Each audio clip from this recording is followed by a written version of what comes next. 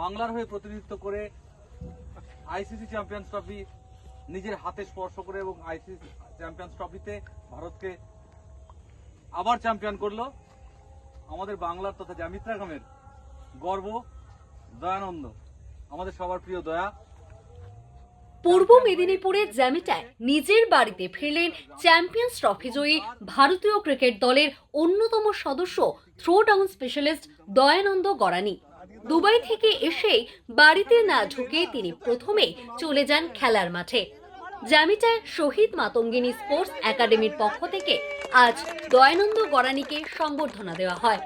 নতুন ক্রিকেটারদের উদ্দেশ্যে বার্তাও দিলেন দয়ানন্দ। এটা গ্রাউন্ডে না এলে হবে না, কোনোদিন ঘরে বসে বসে ওই স্বপ্ন দেখা যায়নি। কোনো মাঠে এসে স্বপ্ন ভাবতাম যে আমি এটা করবো, আজকে আমি এটা করবো সবাইকে, আর তার সাথে সাথে পড়াশোনাটা একটু লাগবে। ডাউনলোড করুন এই সময় অ্যাপ iOS ও অ্যান্ড্রয়েডের জন্য।